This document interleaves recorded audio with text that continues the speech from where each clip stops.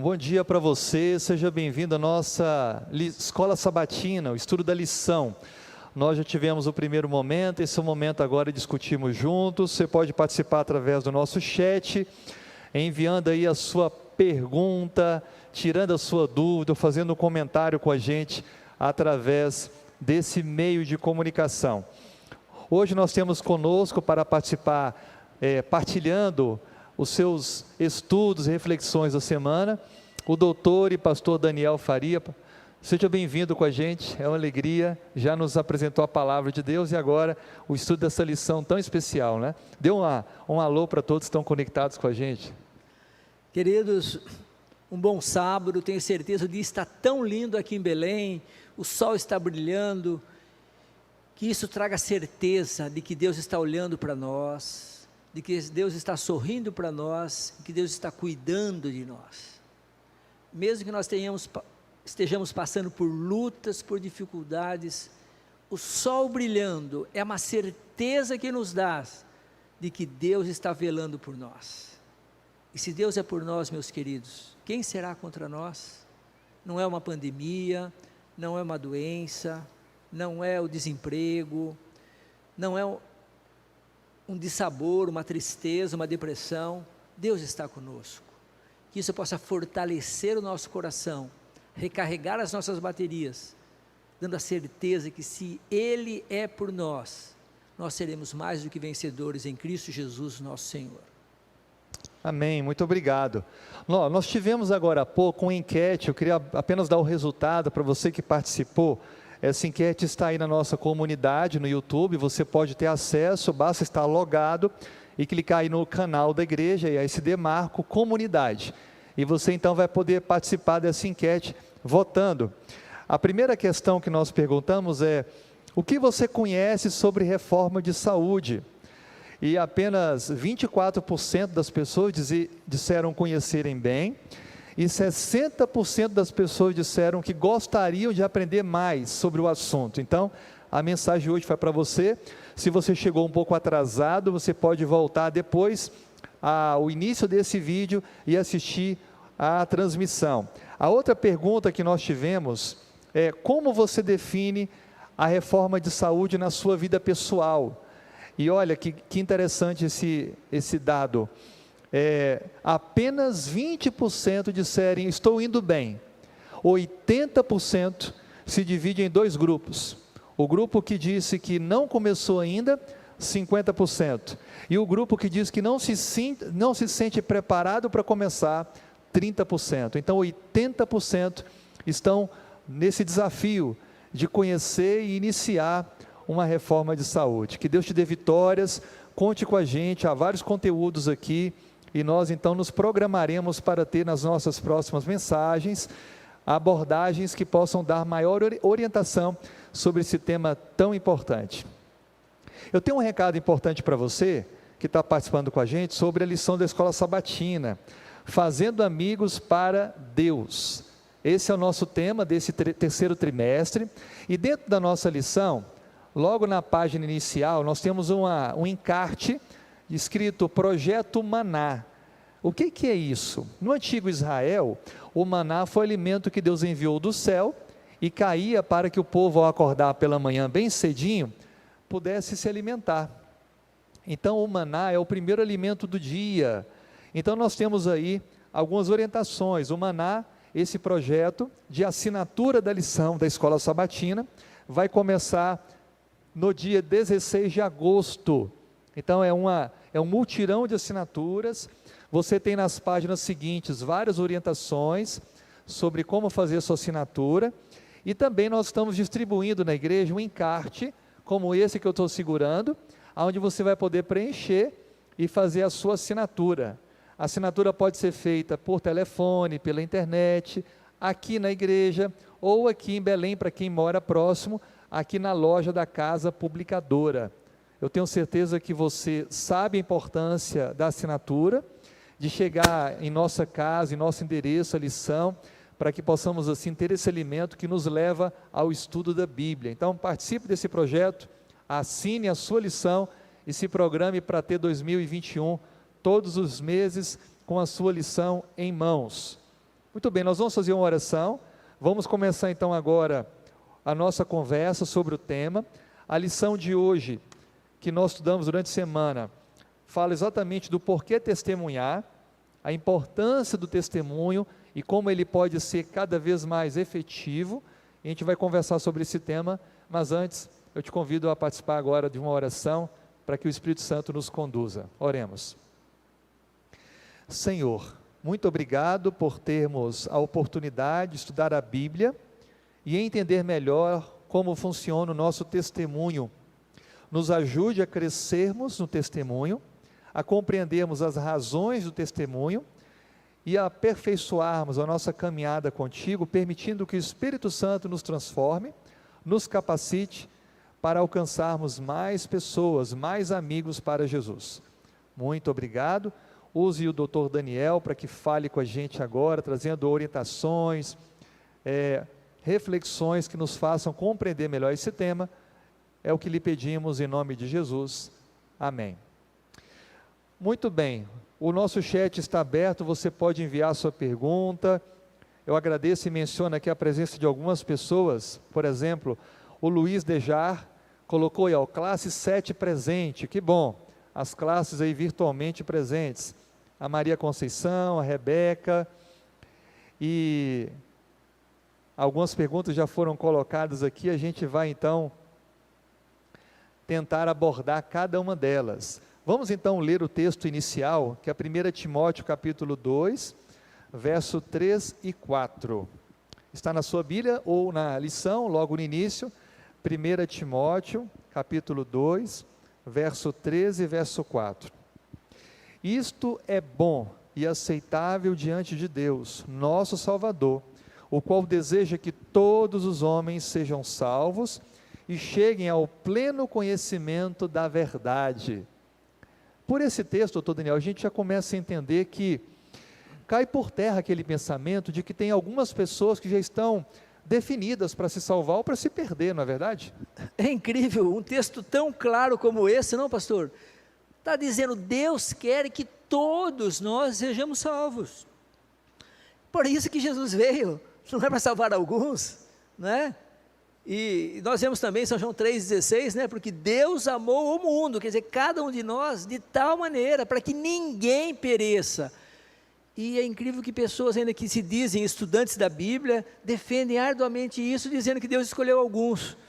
Queridos, tenha absoluta certeza, Deus escolheu cada um de nós. É um privilégio fantástico nós sabermos que nós fomos escolhidos pelo próprio Deus, para fazermos parte da sua família. Então não há raça, não há etnia, não há quadro social, não há época que nenhuma pessoa não tenha a oportunidade de alcançar esse presente chamado salvação, não é isso? Isso mesmo. Eu acho que isso precisa ficar bem claro para nós, e não importa o que nós fizemos no passado, porque muitas vezes nós ficamos carregando aquele fardo das culpas do passado. Querido, tenha certeza absoluta, enquanto no seu coração sentir uma necessidadezinha de Deus, saiba que a porta da graça está aberta para você. Não importa quanto eu tenha ido longe, não importa o que eu tenha feito, se eu sinto que a voz de Deus me chamando, tocando, nem que seja bem de levezinho, esse é o maior sinal de que a salvação está agora sendo oferecida para cada um de nós. Muito bem, te agradeço aqui algumas classes que marcaram sua presença. Nós temos aí já a classe 7 mencionada, aí o Caju colocou classe 7, Cláudio Almeida, classe 35 presente, a Milka, classe 34 presente, o João Silva, classe 23 presente. Que bom, estão aí conectados com a gente, marcando a sua presença. Há uma pergunta aqui que é fácil de responder, a Rebeca. Obrigado, viu, Rebeca, por participar com a gente. Ela pergunta se João Batista morreu no esquecimento em uma ilha ou ele foi decapitado. Ele foi decapitado, a Bíblia fala que foi pedida a sua cabeça em uma salva de prata, em um prato de prata, e assim foi o final do ministério e da vida de João Batista. Agora, nós vamos perceber na lição que ela apresenta para nós textos bíblicos que falam sobre oportunidades. Segundo o livro de Lucas, capítulo 19, versículo 10, é dito assim, ó, o Filho do Homem veio buscar e salvar o perdido. E aí Cristo conta 3 parábolas: o filho perdido, a moeda perdida e a ovelha perdida. Doutor Daniel, o que a gente aprende com essas 3 parábolas e essa ênfase que o próprio Cristo dá, que ele veio buscar e salvar o perdido? Queridos, vocês estão vendo o próprio Jesus mostrando nessas 3 parábolas, e é importante a gente se lembre que é uma parábola, que é alguma coisa que ele estava querendo exemplificar. Acima de tudo, quem que era o pastor, quem que era o pai, e o que a mulher representava, que perdeu a dracma. Todas essas parábolas estão representando claramente o carinho de Deus, o cuidado de Deus, o interesse de Deus em resgatar cada um de nós. Eu achei muito importante, pastor, na introdução da lição, mostrando o seguinte, no primeiro parágrafo da introdução: o grande desejo de Deus é que todos nós respondamos ao seu amor, aceitemos a sua graça, sejamos transformados por seu Espírito e salvos por seu reino. Então Deus deseja isso para cada um de nós. Olha que continua dizendo, é incrível essa introdução: seu maior interesse é a minha e a sua salvação. Amém por isso, meus queridos. Vocês já pensaram que coisa linda, maravilhosa, a majestade do céu, o maior interesse dele é que eu e você faça parte da sua família e possa viver com ele. E para isso, o seu amor é inesgotável, o seu perdão é infinito, e a sua graça supera qualquer coisa. Só uma coisa Deus não pode fazer, é me obrigar a aceitar. Que Deus ajude, querido, que você e eu possamos aceitar o convite divino e fazermos parte da sua família. Amém. Amém. Nós temos aqui uma participação do professor Haroldo Melo. Obrigado, Haroldo, por estar com a gente, é ancião dessa igreja também. Ele menciona: muitos acham que testemunhar tem prazo de validade. Aí ele pergunta, ou então é que é apenas uma oportunidade estratégica. Como eu posso testemunhar, doutor Daniel, continuamente? Como não fazer o testemunho só algo assim, em um momento? Por exemplo, a gente tem um momento de distribuir o livro missionário. Ah, não, eu vou testemunhar agora porque eu tenho um livro para distribuir. Como é que eu posso colocar na minha mente esse testemunho contínuo? O maior exemplo, né, pastor, é Jesus. O que é o testemunho contínuo? Qual é a melhor maneira que eu tenho de testemunhar? É eu viver os princípios do Evangelho. Então, desde a hora que eu levanto até a hora que eu deito, cada dia, devo estar procurando em mente o que? Estar num relacionamento íntimo e pessoal com Jesus. E estar focado nas oportunidades que Deus vai dar. Porque Deus espera que a gente use a nossa inteligência, Ele espera que a gente use o nosso bom senso, para proativamente sermos um agente de salvação. O nosso testemunho é fundamental, mas nós precisamos estar focados nisso, porque senão vai passar o dia, vão passar as oportunidades, e a gente nem vai perceber. Então eu acredito, pastor, como foi dito, é procurarmos cada instante da nossa vida, estarmos focados em ligar-nos com Deus, em nos relacionar com Ele, e procurar ser um imã. O imã não precisa fazer força para atrair alguém, né? Natural. Então, se nós estamos ligados com Jesus, se nosso relacionamento com Ele é verdadeiro, é profícuo, as pessoas vão sentir o desejo do que de estar perto de nós e seguir o Deus que nós seguimos. O Cláudio, dentro desse tema, ele pergunta assim: obrigado, Cláudio, pela sua participação. Como testemunhar para alguém que não quer saber nada de Deus e é até agressivo quando a gente tenta de alguma forma abordar o assunto? A gente pode ter amigos, pessoas com as quais a gente relaciona que tem essa postura. Qual deve ser a nossa atitude então para a gente também nos omitir da missão de alcançar também esses? Veja bem, mais uma vez, Jesus é o nosso maior exemplo. O que Jesus fazia, queridos? Ele se relacionava com a pessoa, ele mostrava interesse pelo bem-estar da pessoa. Então não é eu chegar imediatamente querer impor religião, impor doutrina na pessoa. Isso vai criar muitas vezes, não é, pastor? Rejeição, lógico. Não quero saber de religião, muitos vão falar isso.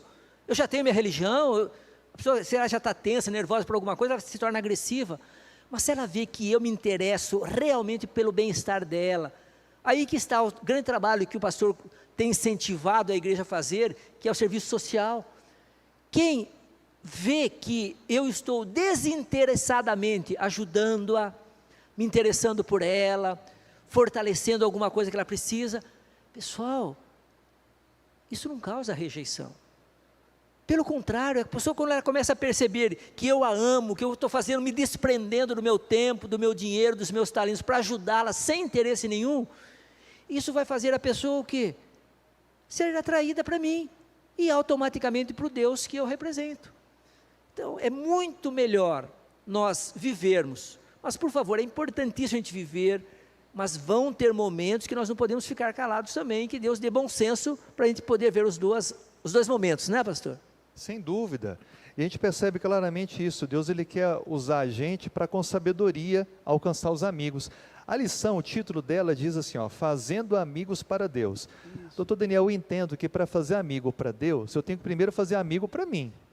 E aí é nessa amizade que a pessoa vai criar confiança e vai querer entender o que eu faço na minha vida, como eu me divirto, o que eu faço no momento de lazer. E a minha postura, mesmo que eu não tenha que abrir a boca, ela vai, de alguma forma, despertar o interesse no meu amigo. Então, eu creio que uma resposta, como o senhor disse, a melhor é essa. Primeiro, faça amigo para você. Atenda a necessidade, esteja do lado, mostre apoio. Quando está passando um momento difícil, fique ali. Não tem que ficar apresentando texto bíblico, pregando para a pessoa. Dando sermão, como se fala na cabeça da pessoa naquela hora, né, pastor? Isso. Seja amigo, auxilie.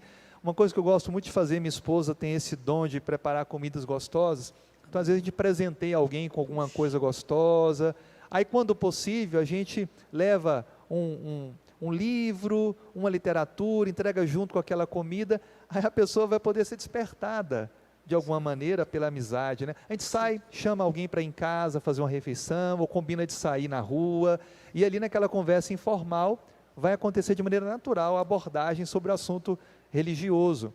Então eu creio que é essa, primeiro fazer amigo, para depois levar esse amigo para Deus. É isso. Então, queridos, veja bem, para eu fazer amigos para Deus, eu tenho que ser amigo de Deus, não é, pastor? E será que eu estou tomando tempo diário para ser amigo de Deus? Nós vivemos num tempo incrível, né? A época de pandemia, mas vocês percebem como que Satanás faz a gente não ter tempo, mesmo nessa época de quarentena, que muitas vezes nós diminuímos o trabalho e a gente ainda rouba o nosso tempo. Então, primeiro ponto, a gente só vai ser amigo com quem a gente conhece, com quem a gente se relaciona. Então, primeiro, para eu fazer amigos para Deus, eu tenho que ser amigo de Deus, eu tenho que conhecer a Deus, eu tenho que confiar nele, eu tenho que ser amigo dele. Depois que eu for amigo dele, me relacionar com ele, sentir o poder dele, sendo transformado pela graça dele, daí é outro ponto fundamental, que o pastor está constantemente falando para a gente, se interesse pelas pessoas, não é isso, pastor? Tome tempo para elas, sabe, se preocupe com as pessoas que estão ao seu redor, procure ser uma bênção para essas pessoas, se relacione com elas. É isso que vai despertando na pessoa o desejo de se relacionar com a gente e depois o desejo de se relacionar com Deus. Que Deus ajude, meus queridos, por favor. Estou falando isso especialmente para mim. Vamos procurar ter cada dia um pouco mais de tempo para Deus, ser amigo real. Será que Deus é real na minha vida? Será que eu tenho experiência de conversar com Deus, de ouvir a voz dEle?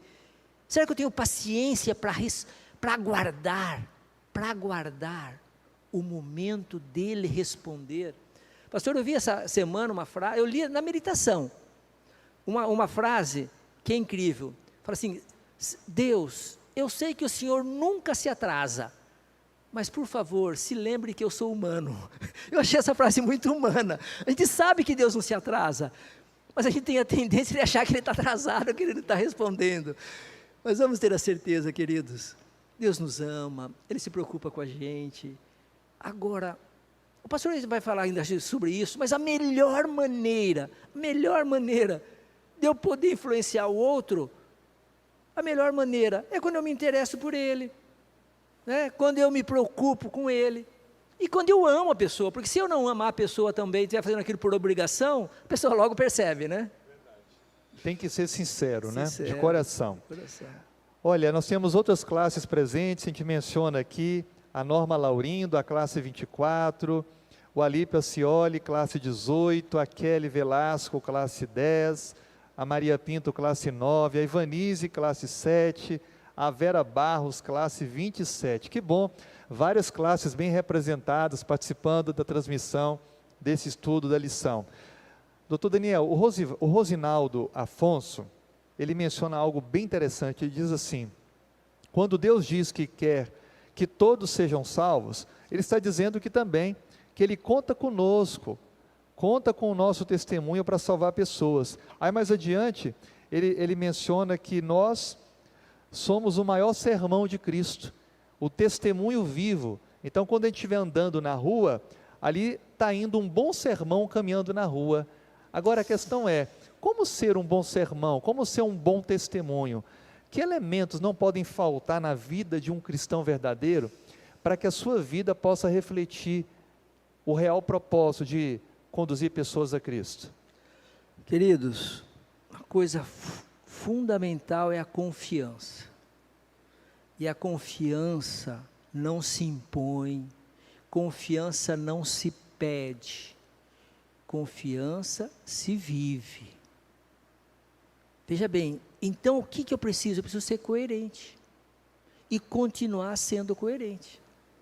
Porque se aqui na igreja, quando eu estou falando para vocês, o doutor Daniel bonitinho, de terno e gravata, educado, fino, palavras, mas se ele me vê agredindo alguém, xingando alguém, irritado com alguém, eu não estou sendo coerente. Então, o que vai causar confiança nas pessoas, em nós, para nós podermos endereçar para Deus, é a nossa coerência. E isso não é fácil. No dia a dia, em cada momento, a gente manter essa coerência, é só através da graça de Jesus.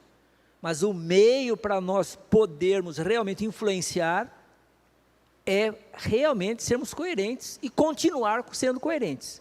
Eu posso ser coerente 1 ano, se um outro dia eu pego e quebro a confiança que a pessoa tem em mim, para se restabelecer de novo, vai ser só pela graça de Deus. Vamos fazer uma enquete agora, você vai escrever no nosso chat aí, pode ser uma palavra ou duas, o que você acredita que não pode faltar no testemunho de um verdadeiro filho de Deus, um discípulo de Cristo? Doutor Daniel já deu 2 palavras, fé, uma vida de fé e coerência. E você? O que você acredita que não pode faltar na vida de um cristão, de um discípulo de Cristo, para que o seu testemunho seja eficaz? Então coloca no nosso chat agora aí, olha, não pode faltar isso, uma palavra ou 2, a gente vai lendo aqui as respostas que forem postadas. Enquanto isso, doutor Daniel, eu queria ler um texto agora que me chama muita atenção. O livro de Tiago é um livro que enfatiza muito o papel de uma vida transformada. Lembrando que a transformação, quem faz é Deus, mas eu preciso permitir que ela aconteça. E lá no finalzinho então do livro, no capítulo 5, no último versículo, versículo 20, diz assim: sabei que aquele que converte o pecador do seu mau caminho, salvará da morte a alma dele e cobrirá multidão de pecados. A gente sabe que a salvação é pela graça. Exato. Mediante a fé em Cristo Jesus. Unicamente, né, pastor? Unicamente. Sem mais nada, né? Mas o que Tiago quis dizer ao falar que quando a gente leva uma pessoa a Cristo, a gente conduz essa pessoa à salvação, a gente está cobrindo pecados? O que seria isso, doutor? Vejam bem, o próprio Lutero, ele não era muito amigo de Tiago, né, pastor? Ele foi usado muito por Deus para a grande mensagem da justificação pela fé. Lutero teve essa iluminação do Espírito Santo, e essa verdade, ele começou a revolucionar o mundo com isso, mas ele não estava conseguindo encaixar Tiago com Romanos, Tiago com Gálatas, e nós precisamos entender que são o quê? A salvação, queridos, a salvação é unicamente pela graça e pela misericórdia de Deus, é só isso, é a misericórdia e o sangue de Jesus. Agora, quem é perdoado, quando o Espírito Santo age, é transformado. E daí então Tiago mostra o quê?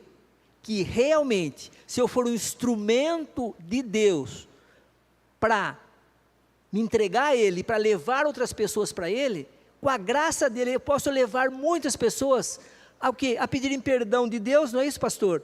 E assim o quê? Perdoar, não é que eu vou perdoar os pecados, mas eu posso levar a pessoa a buscar quem perdoa, né? Perdão de alguém. E quando a gente prega, quando a gente testemunha, a gente está reafirmando aquilo que a gente crê. Exatamente. Então, acho que a missão para nós, doutor, pelo menos para mim, a missão é uma confirmação da minha salvação. Pastor, é isso que é fantástico. O que Deus diz? Dai e ser-vos-á dado, boa medida, recalcada, né? Sacudida, transbordante. É uma lei do céu. Quanto mais eu dou, mais eu o quê? Né, pastor? O que o senhor está acabando de falar, é uma lei do céu. Queridos, Deus poderia ter não precisado de nós, mas Ele sabe que para o Daniel ser salvo, a melhor maneira de eu ser salvo é eu poder o quê? Tentar ajudar o outro. Então, quando eu estou ajudando o outro, eu estou o quê? Com a graça dEle, ficando mais perto dEle. Então, que Deus ajude, meus queridos. Quando a gente está levando o Evangelho, quando a gente está procurando ter uma vida para atrair as pessoas a Cristo, o maior beneficiado somos nós mesmos. Inclusive, agora nesse período de pandemia, quando a gente estava em lockdown, em casa, não podendo viver a vida social, agora está voltando aos poucos. Segundo artigos que eu li, livros de psicólogos, o melhor remédio para a gente não entrar em depressão e não ficar olhando para as mazelas da vida e sentindo que não há saída, é fazer algo pelo próximo. É isso mesmo. É sair da sua posição cômoda e fazer alguma coisa, nem que seja por telefone, de maneira virtual, mas se importar com uma pessoa e tirar um pouco o foco dos seus próprios problemas e ajudar alguém, porque a gente tem talentos, aptidões que podem ser essenciais para a vida de alguém. Então, quando a gente faz isso, ou mesmo que ajudar de maneira física, com uma doação, ou com uma palavra amiga, com oração, com uma ligação, a gente vai desviar o foco da nossa própria angústia e fazer em prol do semelhante. E Deus vai fazer por nós. É interessante, quando a gente faz isso, a gente sente uma alegria, uma paz no coração. Então, a missão é a mesma coisa. Quando a gente desenvolve a missão, a gente está reforçando a nossa salvação. É isso mesmo. Queridos, vejam como que Deus é fantástico. Ele quer nos salvar. Agora Ele sabe que a melhor maneira dEle poder me salvar é me usando para salvar outros. Não adianta, nós vimos aqui o exemplo claro do Mar Morto, né, pastor? O Mar Morto só recebe. E qual é o nome do mar? Mar Morto. Por quê? Porque ele não dá vida para ninguém, então ele morre e morre aqueles que estão ao redor dele. A melhor maneira de nós podermos sermos felizes é sermos usados por Deus. E é lei do céu que quanto mais eu dou, mais eu recebo. Essa é a lei do céu. Não adianta. Deus quer fazer de nós condutos da sua luz. Ele não quer fazer de nós um mar morto. Então, meus queridos, se eu começar a reter as bênçãos só para mim, sabe o que vai acontecer? As bênçãos vão começar a parar de chegar.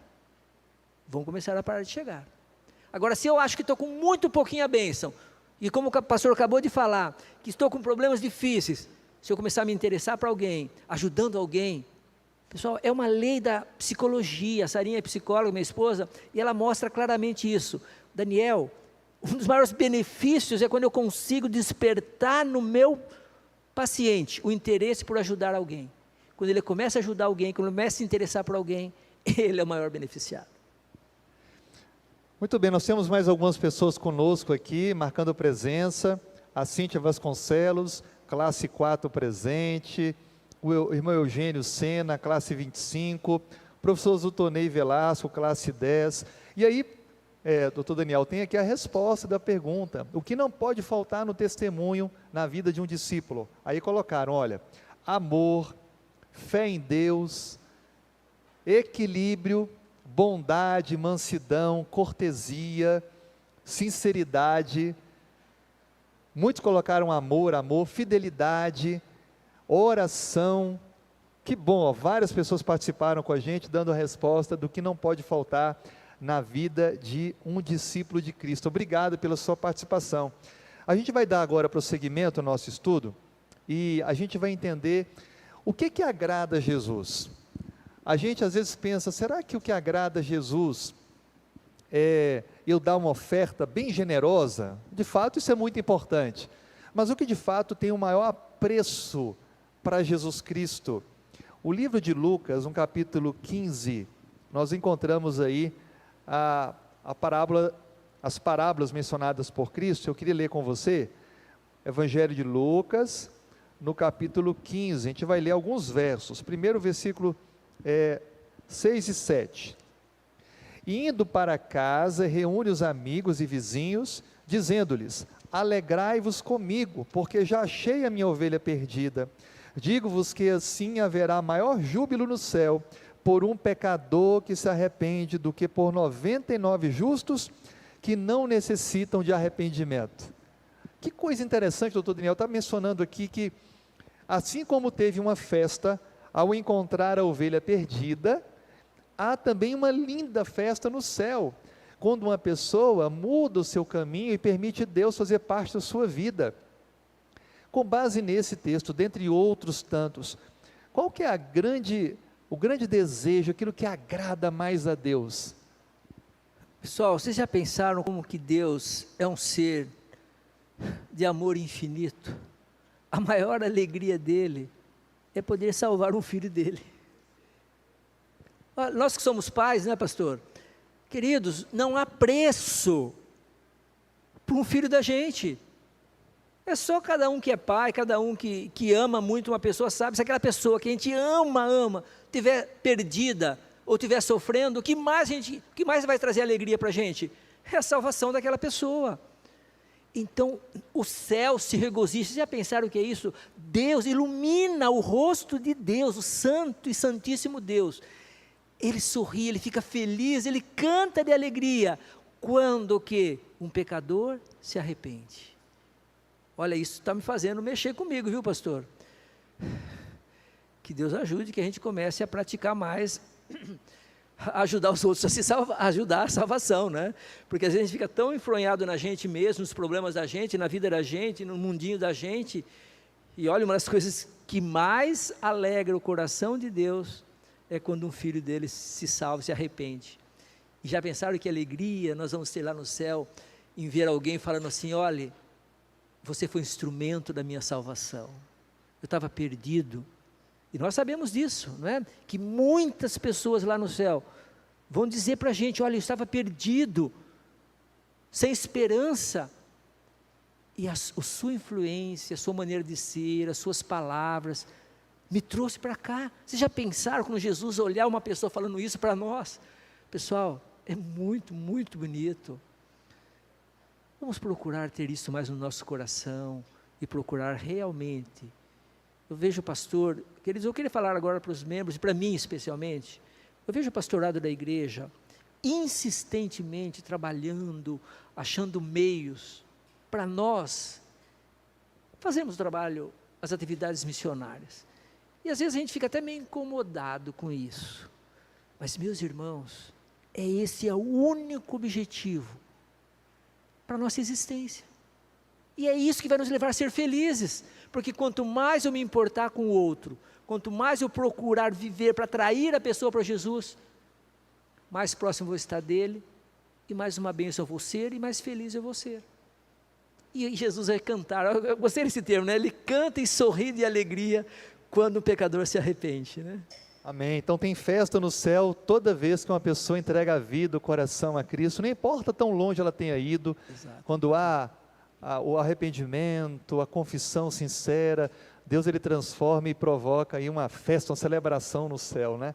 Que possa ter festa no céu todo momento, todo instante. Amém. Ainda na enquete que perguntamos, o que não pode faltar na vida de um verdadeiro discípulo de Cristo para o seu testemunho ser eficaz?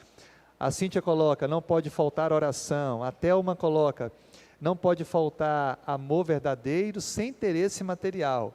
A Edília Pantoja, não pode faltar esperança e confiança em Deus. O Juliano, não pode faltar vigilância e oração.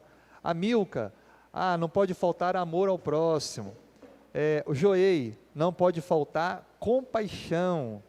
A Tatiane Brito, não pode faltar perseverança. A Elaine, não pode faltar compromisso com Deus e com a sua palavra. A Mônica Furtado, não pode faltar na vida do cristão humildade e acolhimento à salvação. A Mariana, não pode faltar fé e amor. O doutor Casassa, olha, não pode faltar na vida do discípulo de Cristo o exemplo. O Raimundo, não pode faltar compaixão. A Selma Nascimento, não pode faltar cuidado ao próximo. O Alípio, não pode faltar determinação. Que coisa linda, todo mundo participando aqui, colocando empatia. O Eduardo, o conhecimento da palavra, não pode faltar na vida do verdadeiro cristão. Não pode faltar amizade. Que coisa linda, todo mundo participando aqui, vários comentários. E aí, com base nisso, doutor Daniel, o senhor mencionou sobre o Mar Morto, né? De que ele recebe vida, mas ele não produz vida. Existem ali algumas bactérias, alguns micróbios, mas não tem vida. E ele está abaixo do nível do mar, quase 500 metros abaixo do nível do mar. Inclusive, dentro da teologia, se estima que é a região geográfica onde existiam as cidades de Sodoma e Gomorra, que foram destruídas, e está ali uma prova para gerações futuras, até a nossa geração, de que nada vivo surgiu naquele lugar como reflexo do juízo de Deus. De que forma a gente pode comparar o Mar Morto com um testemunho ineficaz, ou com uma vida que não testemunha? Por exemplo, a pessoa que vem para a igreja, que diz aceitar a palavra de Deus, como ela pode, de alguma forma, se tornar, infelizmente, semelhante ao Mar Morto? Queridos, é aquele texto que nós acabamos de ouvir: dai e ser-vos-á dado. Nós fomos feitos por Deus, é uma lei do céu, eu ser um conduto de bênçãos, e não ser um depósito de bênçãos. É grande responsabilidade. Se Deus está me dando o conhecimento da sua palavra, e eu ficar retendo só para mim, daqui um pouquinho eu vou ficar lendo e ficar igual um fariseu, não vai mudar nada a minha vida. Agora, se com a graça dele eu procurar transmitir essa mensagem, aí essa verdade vai ter muito mais valor para mim e para as pessoas. Então, cada um de nós tem que pensar: o que eu estou recebendo de bênçãos de Deus? Quais são os talentos que eu tenho? Porque veja bem, cada um tem um talento, e é isso que é a beleza do Evangelho. Deus usa cada pessoa de acordo com seus talentos. Deus não quer que eu tente fazer alguma coisa que eu não tenho dom para aquilo, que eu não consigo fazer. Agora, uma coisa é certa, né, pastor? Ninguém nasceu no reino de Deus sem nenhum talento. Ninguém nasceu. Olhe, se você não está sabendo qual é seu talento, converse com seu esposo, seu cônjuge, converse com seu filho, converse com seu pai, converse com um amigo seu, pergunte: o que você acha? Se você acha que você não tem nenhum talento, é difícil alguém, mas se você está achando que você não tem nenhum talento, pergunta para um amigo sincero seu: qual que você acha que é o meu talento?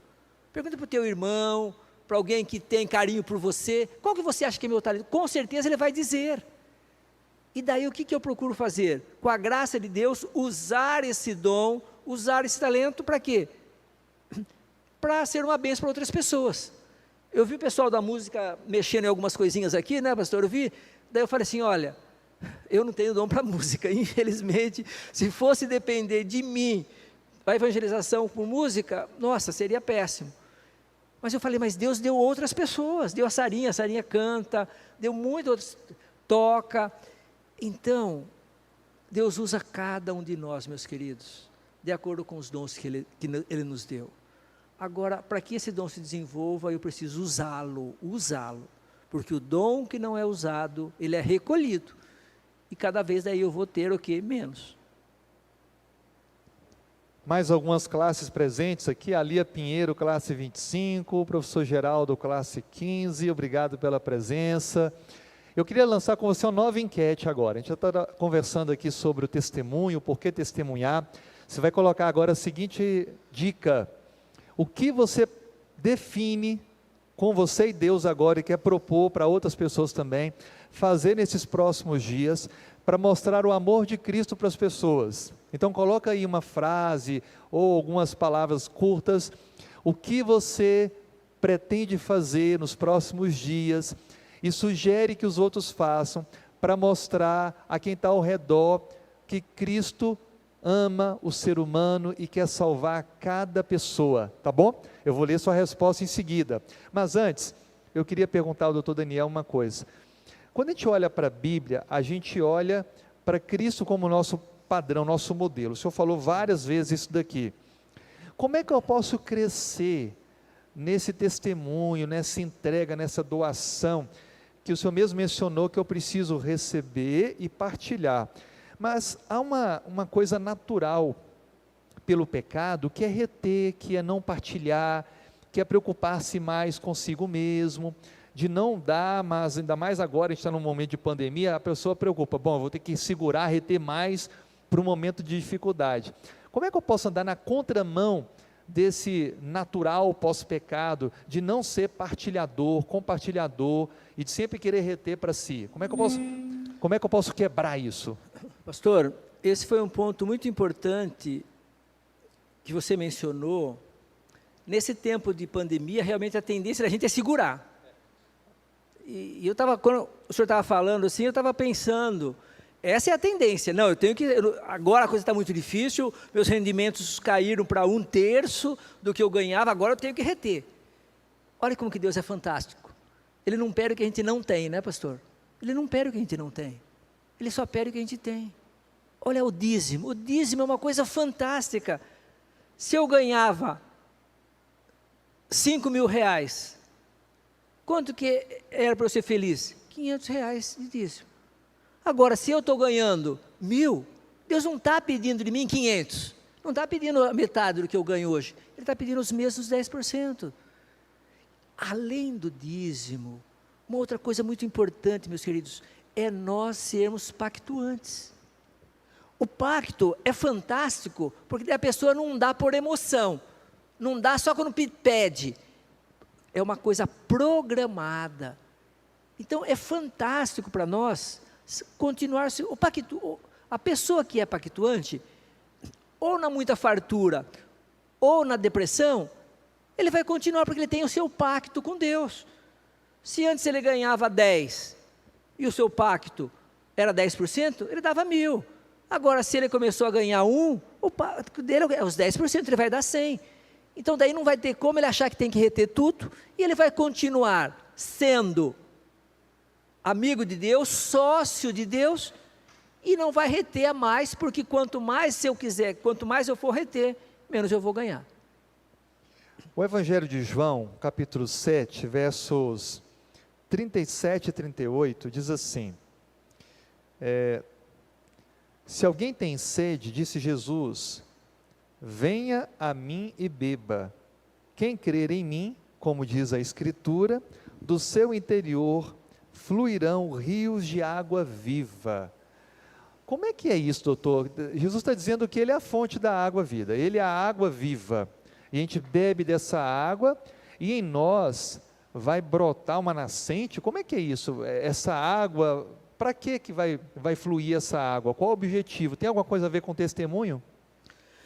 Queridos, vocês sabem que o maior objetivo de Deus é ter um relacionamento íntimo e pessoal conosco.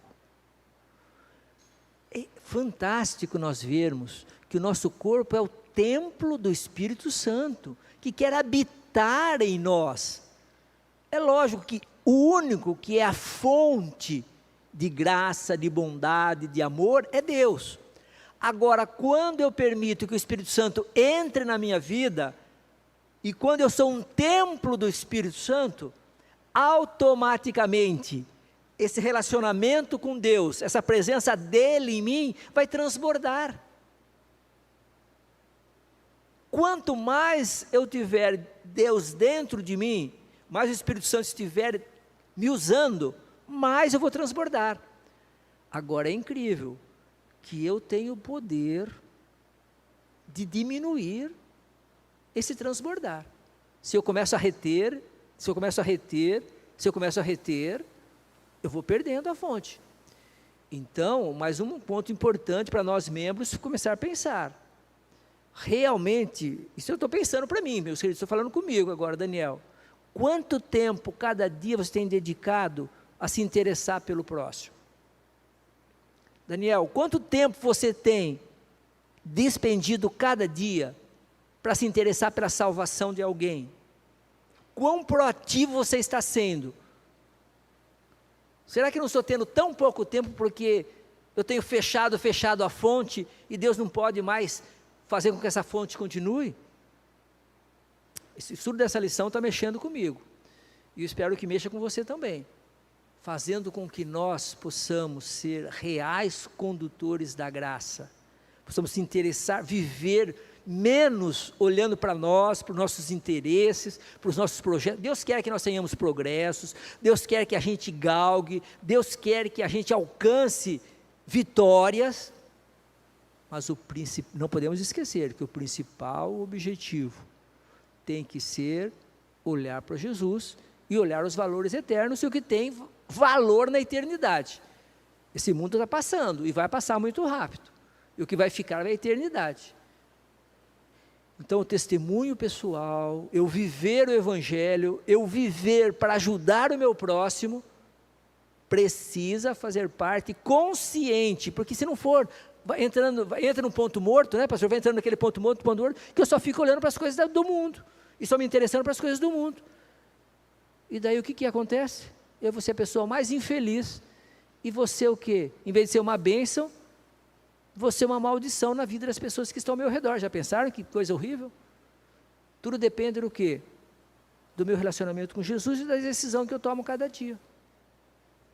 A equipe de mídia vai preparar ali um clipe musical, mas antes eu queria reforçar a nossa enquete. A gente vai ter uma pausa então agora para tomar água, e a gente vai continuar esse tema tão interessante.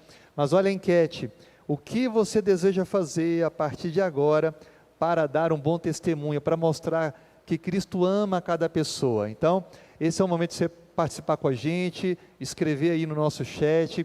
A gente vai voltar lendo as respostas em seguida a esse clipe musical que você vai acompanhar agora e que a gente vai poder então dar continuidade ao estudo da nossa lição.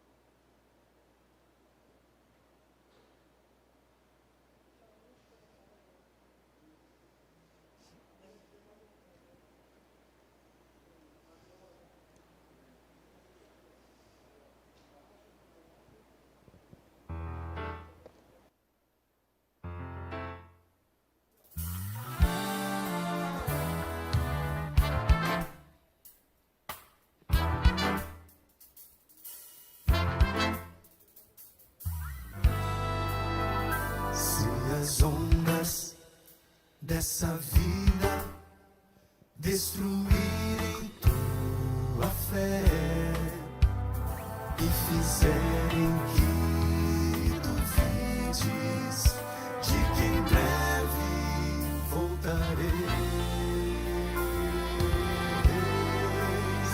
Volta os olhos ao passado, vê na cruz o meu sofrer. Queres provas mais do que esta? Tanto amei que a vida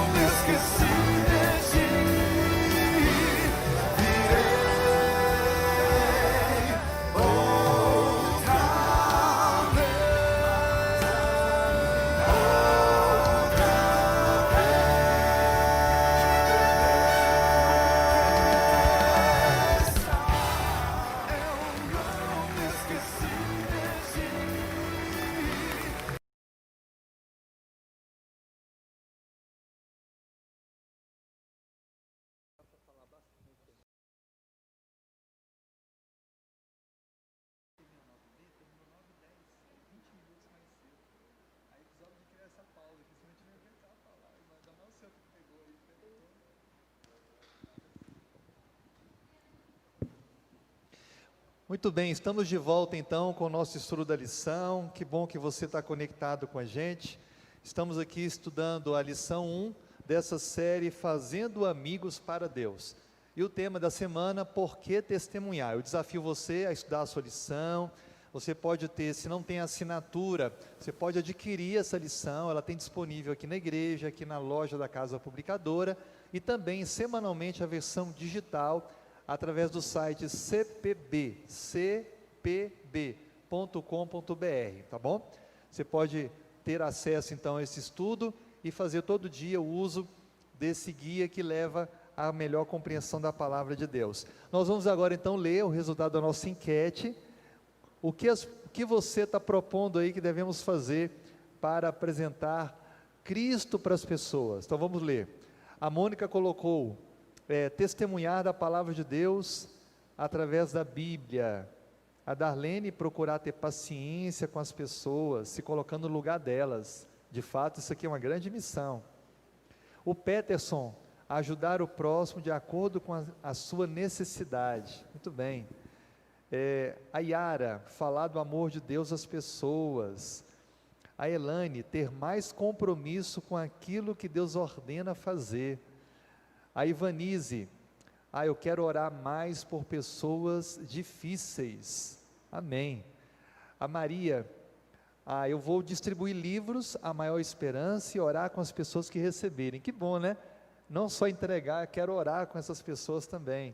Várias ideias lindas aqui, parabéns, viu? A Osmarina, quero desenvolver o meu talento para glorificar o nome de Deus. Parabéns.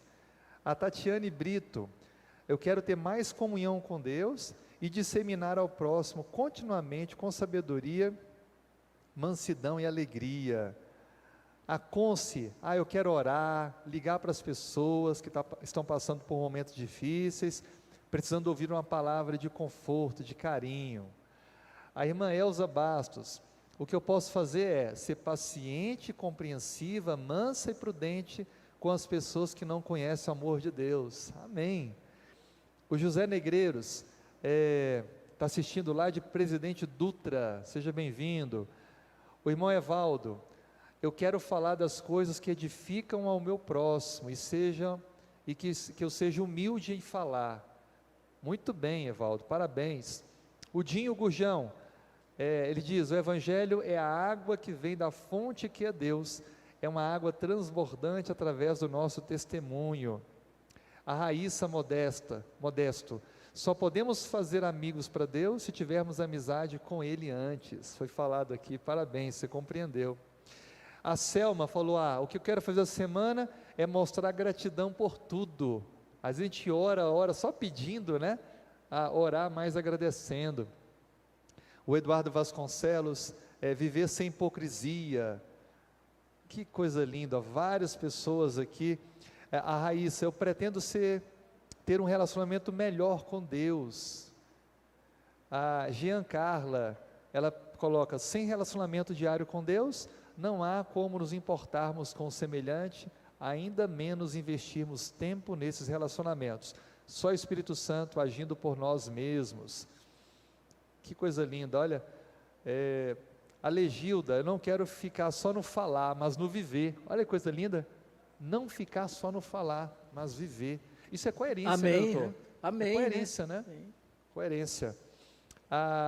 O Lorival, Lorival, Deus abençoe, está se recuperando aí da saúde, Deus esteja contigo. Eu quero levar a palavra de Deus ao mundo. Olha, que aspiração maravilhosa.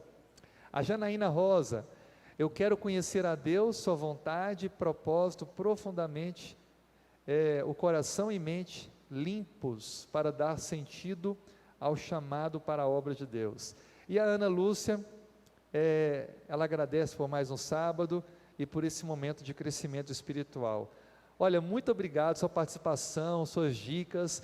Quem não colocou alguma dica, pode pegar uma dessas e colocar em prática nos próximos dias, para que a gente possa fazer amigos para Deus. Muito bem. A gente sabe, doutor Daniel, que na Bíblia existem mandamentos, são orientações claras de Deus. Agora, existe um mandamento que se destaca entre todos eles, e esse mandamento tem a ver com o testemunho. Lá em 1 Timóteo, no capítulo 2, versículo 13 e 4, eu acho que é importante lermos esse texto. 1 Timóteo, capítulo 2, versos 3 e 4. Estou abrindo a minha Bíblia, você pode conferir na sua aí também. 1 Timóteo, capítulo 2, versos 3 e 4. Isto é bom e aceitável diante de Deus, nosso Salvador, o qual deseja que todos os homens sejam salvos e cheguem ao pleno conhecimento da verdade. Com base nesse texto, também 2 Pedro 3,9, que nós somos sacerdócio real, nação santa, povo de propriedade de Deus. Só é possível que esse desejo de Deus se cumpra através de nós, porque ninguém melhor do que o ser humano que esteve perdido e agora foi encontrado como instrumento de salvação para o outro. Lógico. Então, como é que eu posso entender que, assim como é importante a lei de Deus, os 10 mandamentos, o testemunhar também é um mandamento de Deus? Todos nós sabemos que a lei de Deus se divide em 2 grupos principais. Os 4 primeiros mandamentos, né, pastor? É nosso relacionamento com Deus, os primeiros 4. E os outros 6 é o quê? O relacionamento nosso com quem? Com o próximo. Aí que está, então, olha como que Deus é amor. Ele pegou só 4 para ele e deu 6 para a gente se importar com o próximo. Então aqui nós estamos vendo que a lei do céu, meus queridos, é a lei do servir. Esta é a lei do céu. Não adianta. Não existe nenhum ser celestial que não viva para ser uma bênção para o outro. Então, é uma lei do céu, a lei do serviço. Veja bem, é importante que a gente se lembre que o nosso corpo vai ser transformado quando Jesus voltar, mas o nosso caráter não vai ser transformado. O meu gosto, aquilo que eu me interesso, naquilo que eu dedico o meu tempo, isso não vai ser transformado, isso tem que ser transformado agora. Então, esta lei do serviço, que é a lei do céu, eu tenho que desenvolver aqui e agora. Aqui e agora, essa é a lei de Deus. Eu estou me enganando a mim mesmo, se eu estou achando que eu estou me preparando para o céu, que eu estou voltando Jesus, se eu não tenho um programa diário de salvar alguém, de ser uma bênção para alguém, e de poder levar alguém para Jesus.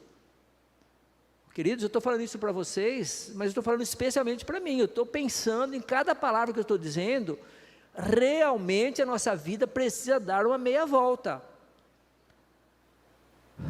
Esses tempos que nós vivemos, ímpar, eu com 63 anos, nunca tinha vivido uma época tão diferente como essa que nós vivemos, muitas coisas difíceis, mas eu acho que pode sair daqui muitas decisões para a nossa vida que possam ser uma bênção. Eu acho que uma das coisas muito importantes para nós decidirmos é qual é a direção real que eu estou dando para a minha vida, quais são os meus primeiros objetivos, é servir ou é me servir das bênçãos que Deus tem me dado? E nós estamos vendo aqui através do estudo da lição, que o grande objetivo de Deus, que cada um de nós nasça no seu reino como o quê? Um missionário. Então, que Deus ajude que os nossos talentos possam ser usados realmente, para quê? Para levar pessoas para o céu. E eu achei muito interessante, pastor, a gente também tomar um propósito. Você sempre tem falado nisso, vamos ter 5 pessoas para nós orarmos. Não é isso? Pessoal, nós estamos começando um novo trimestre. Esse trimestre vem falando claramente para nós sobre fazer amigos para Deus. Vamos colocar 5 nomes, vamos tomar esse objetivo já no primeiro sábado. Escolha 5 pessoas que você gostaria que estivesse no céu com Jesus. Escolha 5 pessoas. Anote o nome dessas pessoas, mas realmente, anote num papel, ponha no meio da sua Bíblia, comece a orar por essa pessoa. Vamos ser práticos, como o pastor falou, a teoria é fantástica, é importante a gente conhecer a teoria, mas vai continuar sendo teoria se eu não colocar em prática. Então agora acho que é um método prático. 5 pessoas que eu gostaria de ver no céu com Jesus. Vamos colocar num papel. Se você tiver um papel aí agora e não fez isso ainda, coloque 5 pessoas que você gostaria de ver no céu com Jesus. Comece a orar por essas pessoas. Comece a orar por essas pessoas. Comece, vocês vão ver, a ter alguma oportunidade de ser mais amigo dessas pessoas. Não comece a enfiar religião nela, não é isso que Deus está pedindo. Comece a ser mais amigo dessas pessoas. Como o pastor disse, se você tem o dom de fazer um pão gostoso, faça um pão, leve para essa pessoa. Se você não tem, compre um pão gostoso e leve para a pessoa. Comece a fazer amizade com essa pessoa, comece a ver uma necessidade que essa pessoa tenha, comece a suprir essa necessidade. Comece a ver um gosto que essa pessoa, comece a se interessar por alguém. Queridos, eu tenho certeza que com a graça de Deus e com a misericórdia dele, se nós tomarmos essa decisão, ele vai nos ajudar. E no final do trimestre, com certeza essas 5 pessoas vão estar bem mais próximas de Jesus. Nesse tema da fidelidade a Deus, um testemunho como mandamento de Cristo, eu me lembro no início da década de 90, quando eu era adolescente, e algumas vezes eu tinha que ir para a igreja andando, eram uns 10 minutos de caminhada, nem sempre meus pais, por conta do trabalho, podiam ir em todos os programas, e eu sempre estava presente em todos os programas. E eu tinha que passar na rua, aonde normalmente eu passava para comprar pão, comprar o leite, comprar as coisas do supermercado, ir para a escola. E às vezes os meus amigos, que não eram da mesma denominação que eu, ficavam rindo. Então eu comecei a ter vergonha de passar naquele caminho com a Bíblia. Aí eu pedi minha mãe para comprar uma Bíblia pequena que eu escondia no bolso, eu ficava com ela assim, meio que discreto, para que eles não achassem que eu estava indo para a igreja. Mas as minhas roupas me condenavam, porque eu estava vestido da melhor forma possível. E eu fiquei durante muito tempo lutando contra isso, com vergonha de estar indo para a igreja, porque meus amigos me ridicularizavam.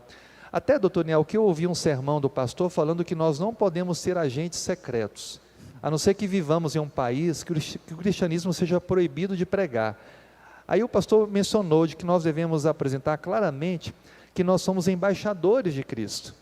E eu comecei a entender isso, de que aquilo que eu estava passando pelos meus amigos devia ser uma motivação, porque eles estavam distantes dessa realidade de servir a Deus e precisavam de algum referencial. E eu comecei a entender a importância de ir mesmo com a Bíblia na mão. Aí eu pedi minha mãe uma Bíblia maior, ir para a igreja sem vergonha de poder testemunhar de Cristo. Pode ser que hoje a vergonha das pessoas não seja andar com a Bíblia na mão, mas talvez seja declarar que tem uma prática, um princípio, ou se envergonha de determinado tipo de roupa que precisa estar usando de maneira mais decente, ou uma escolha musical, ou não gostar de determinado estilo de música, ou determinada literatura, ou uma série, um filme que aquele amigo comenta, não ter vergonha de dizer, olha, eu não gosto de assistir esse tipo de coisa.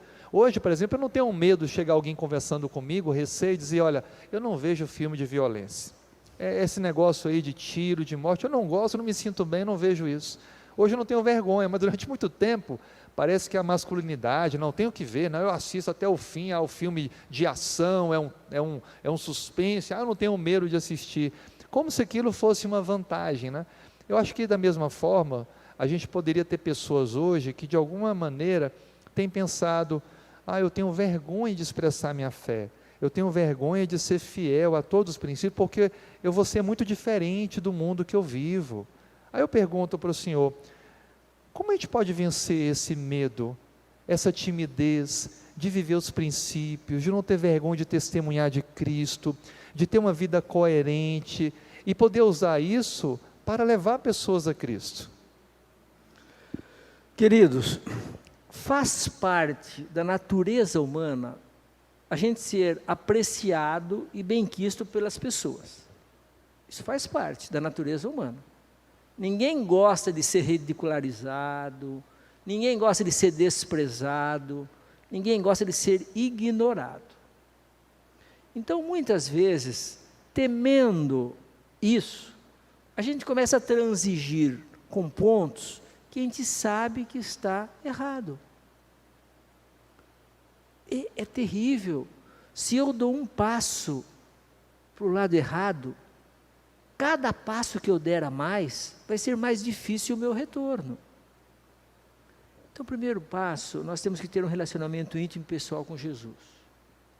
Porque se eu levantar de manhã, não tiver tempo para conversar com Ele, para receber graça dEle, eu não vou ter coragem para testemunhar em todos os momentos. Então, primeiro ponto, eu preciso ter um relacionamento íntimo pessoal cada dia de manhã com Jesus. Eu preciso ter tempo para estudar a Bíblia, para ver qual é o propósito dele para mim. Queridos, eu só vou dar o que eu tenho, ninguém consegue dar o que não tem. Eu posso até fazer de conta, mas ninguém consegue dar o que não tem. Então, se eu não tenho uma experiência íntima e pessoal com Jesus, eu não vou conseguir passar isso. Daí o que vai acontecer? O que Rui Barbosa falava, nós estamos vivendo num tempo onde as pessoas têm vergonha de ser honestas. Nós estamos vivendo nesse tempo. Em várias situações, o honesto é ridicularizado, o honesto é desprezado, e muitas vezes, para a gente não ser ridicularizado, a gente começa a transigir. E se eu não tivesse ligação com Jesus, daí que eu vou transigir muito mais. E é só através da graça dele que eu vou começar o quê? A ser um proativo. Mas aí que está a grande questão, meus queridos. Satanás, ele é terrível. Ou ele leva a gente para um lado ou para o outro. Um outro lado que ele pode levar a gente, não, você não vai transigir, mas você se torna aquele santarrão. Você se torna aquele fanático. Aquela pessoa que faz muito mais mal para o evangelho do que se ficasse calada. É aquela pessoa que se acha superior aos outros, que se acha mais santo do que os outros. Esse é um outro extremo que Satanás fala, esse aí ele usa, e muitas vezes ele está usando a gente nessa maneira. Não, você agora vai ter que... Pessoal, as pessoas têm que ver em mim amor. As pessoas têm que ver em mim compaixão. As pessoas têm que ver em mim bons modos, palavras mansas. É isso que precisam ver. Porque senão eu não vou ser uma boa testemunha. Isso não está na gente. Isso é a graça, é a misericórdia, é o Espírito Santo transformando. Então eu só vou poder ser um testemunho se eu primeiro recebi da fonte. Porque o que Jesus falou? Sem mim, nada podeis o quê? Fazer. Então se eu não tiver um tempo cada manhã para buscar dele força, poder, graça, misericórdia, o dia vai passar e eu não vou conseguir. Agora, depois que eu fui, daí ele vai me dar mais força e eu começar a praticar. Então, eu estou vendo essa lição aqui, que ela está sendo muito prática, e ela vai ser muito prática. Eu tenho que sair, eu já falei isso algumas vezes, né? A gente tem falado, nós temos que sair da teoria. Então, a enquete até que o pastor fez, o que eu vou começar a fazer? Não é isso, pastor? É isso, o que eu vou agora começar a fazer? E começar a fazer quando? Não é amanhã, não é segunda-feira. O que eu vou começar a fazer hoje? Para quê? Para ser o instrumento que Deus deseja.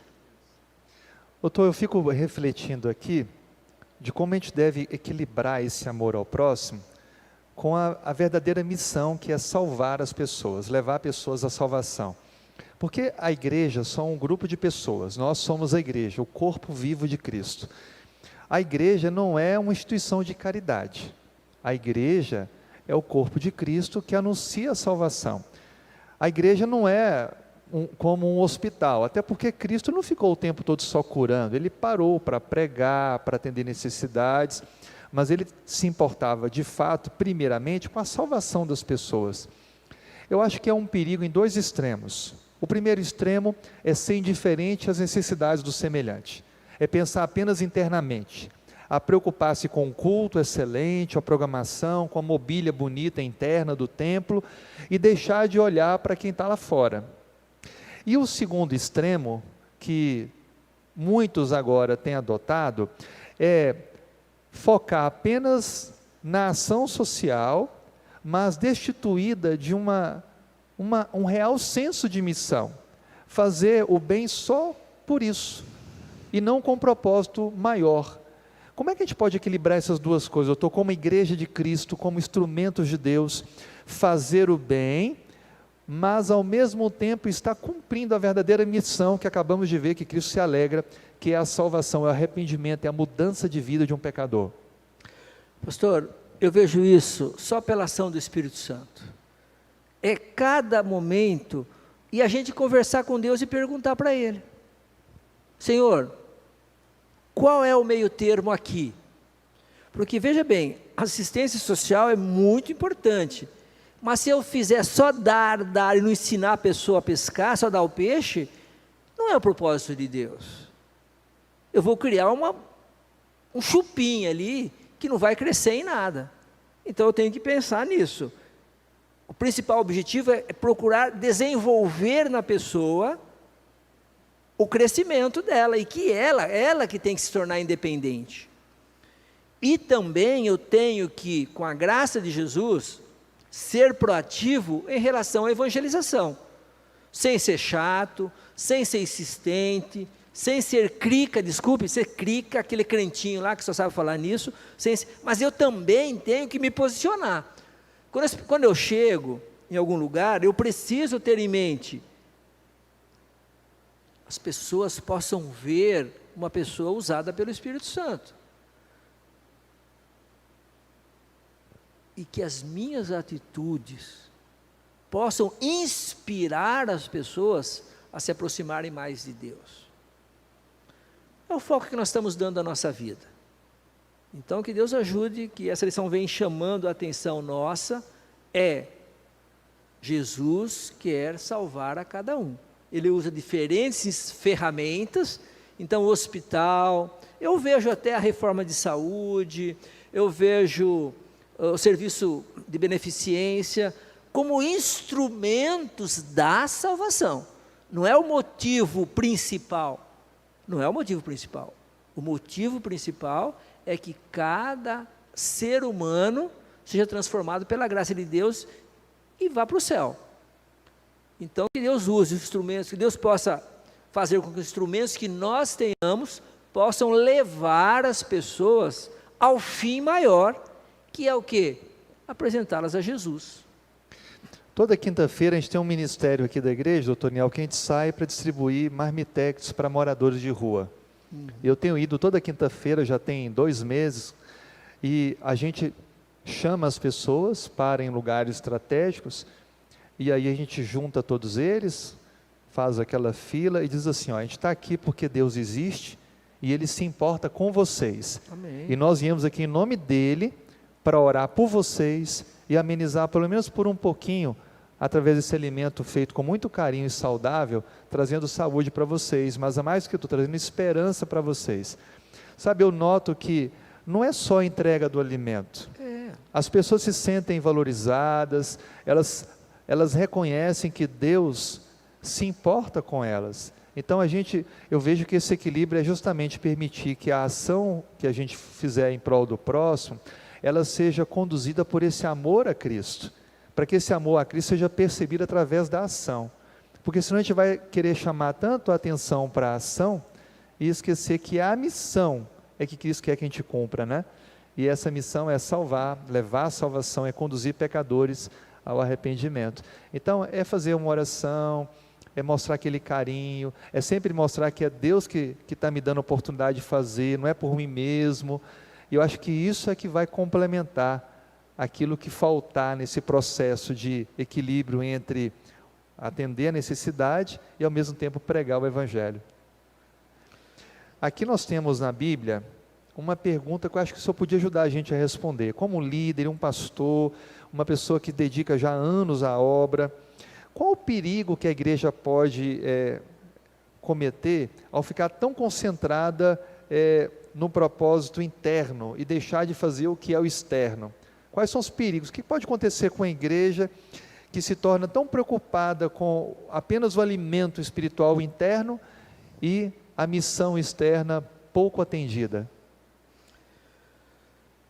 Queridos, infelizmente, a história das religiões vai invertendo para isso.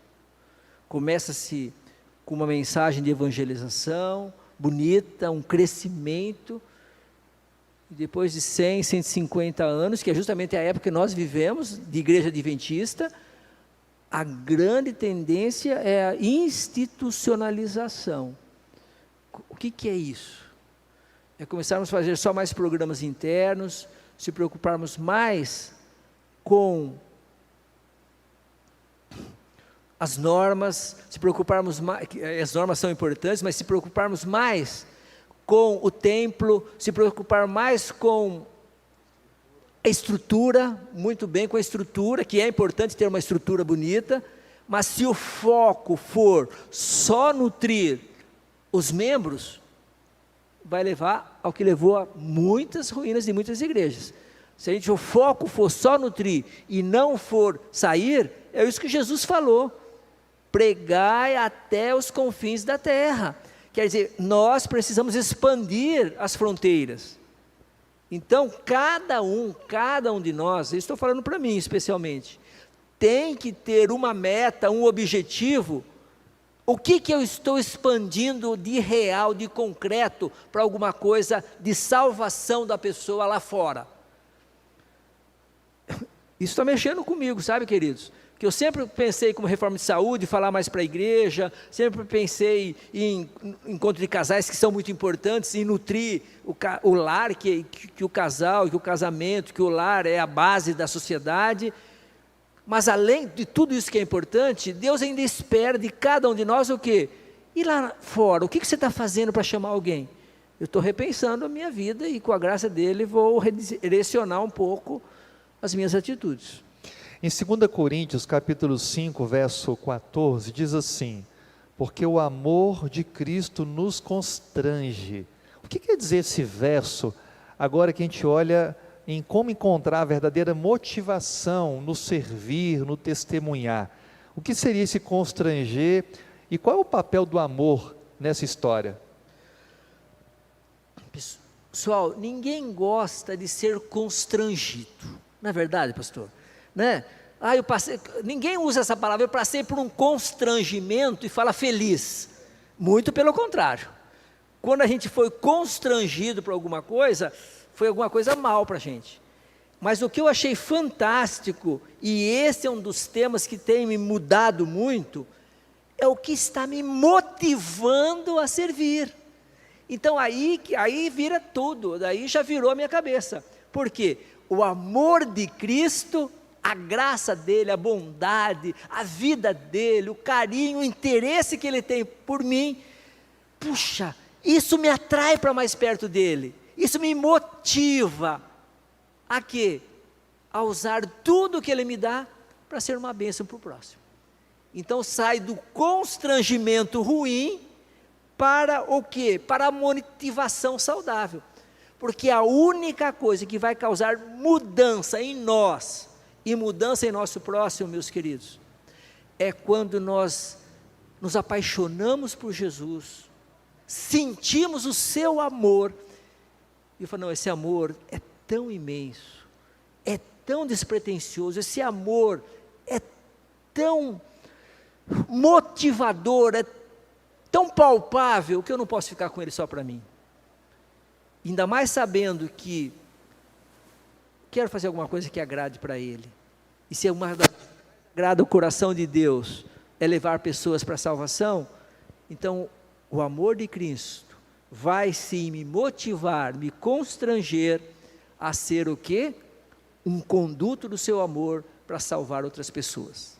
Então a gente volta no início, né? O amor a Deus nos faz a gente reconhecer o quanto somos valiosos para Ele e nos amarmos. E aí nos dá a habilitação para amar o nosso semelhante. Então o amor deve ser o maior motivador para o testemunho cristão. Então não é querer ser visto pelas pessoas, não é querer receber favor de homens, ou até mesmo bênçãos de Deus, mas é por amar. E quando a gente ama, a gente entrega, a gente até se sacrifica, né, pelo amor. Eu me lembro quando jovem, namorava, a gente andava longe, deixava de comprar. Eu me lembro, doutor Daniel, que durante a minha faculdade, a gente vive um aperto, né? A família tentando ajudar, a gente trabalha para complementar e pagar as mensalidades. E naquela época, diferente de hoje, os mecanismos eletrônicos mais modernos que tinha eram o Discman. Lembra do Discman? Olha esse. Olha aí. Tinha o Walkman, né, que era a fita cassete, e tinha o Discman. Então eu queria dar de presente para minha namorada, a Adriele, minha esposa hoje, o Discman. E aí eu precisava de fazer economias, porque era muito pouco dinheiro para tudo. E eu então comecei a aprender a digitar trabalhos para colegas.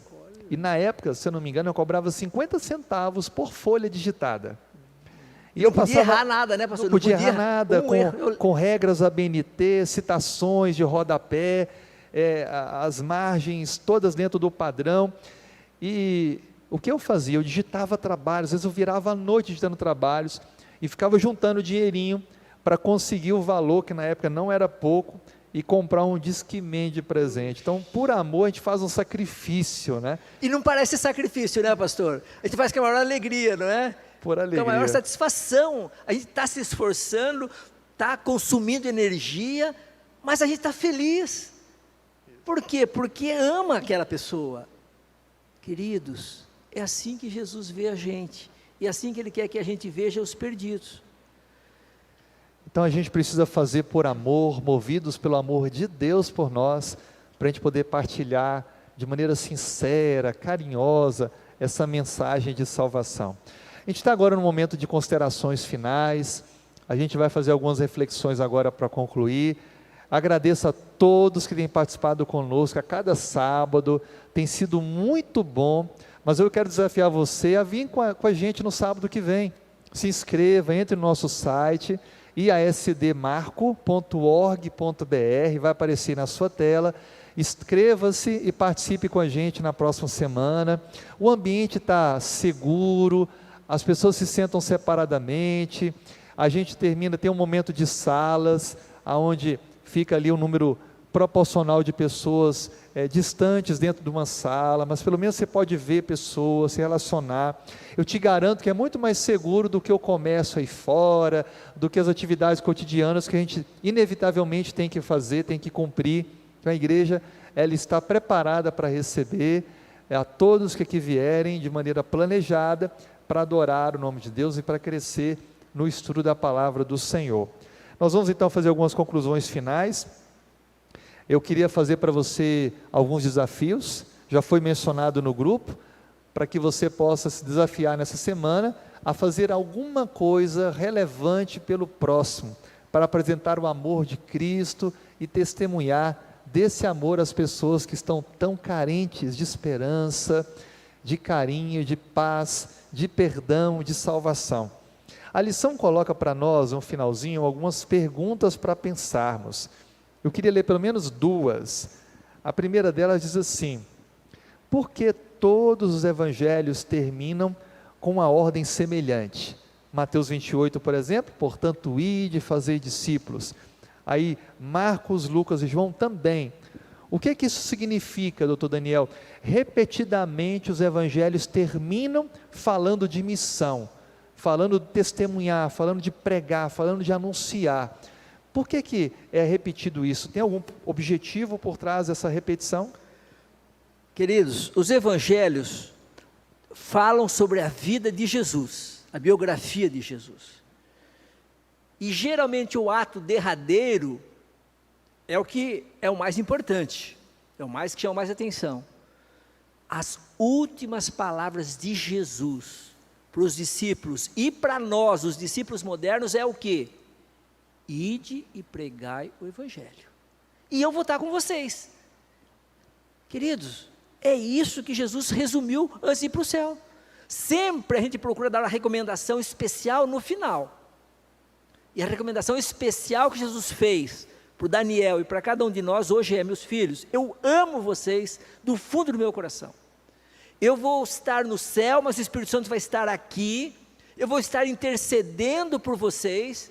Tenho a certeza que através do Espírito Santo eu vou estar com vocês cada dia. Mas por favor, lembrem-se, tudo isso vai ser dado a vocês, para que vocês sejam uma bênção para salvar outros. Que esta última recomendação de Jesus possa calar no nosso coração e que nós possamos ouvir a sua voz e colocar em prática em nossas vidas. Amém. Amém. Então, Daniel, a última pergunta: como é que eu posso evitar de colocar o servir ao próximo como substituto da minha espiritualidade, da minha busca, da minha devoção com Deus? Pode ser que na minha caminhada eu me envolva tanto no servir, que eu acho que isso é tudo. É isso mesmo, ou eu tenho que tomar cuidado para não cair nesse erro? Queridos, a linha que vai para o caminho do céu é o caminho do equilíbrio. É o caminho do equilíbrio. Infelizmente, o inimigo de Deus, ele é perspicaz.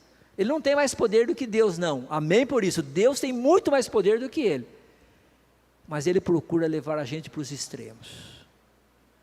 Então, por favor, a linha do equilíbrio, do bom senso, essa é a linha que leva para o céu. Então é o equilíbrio, eu estou equilibrando o tempo para orar, para fazer o que é importante, para meditar, para me apegar com Deus. Aí que está. Então, se eu só estou envolvido, entre aspas, na missão, mas não estou me reabastecendo, eu não vou ter nada mais para dar para a pessoa. Então, cada um de nós tem que fazer um reequilíbrio da vida.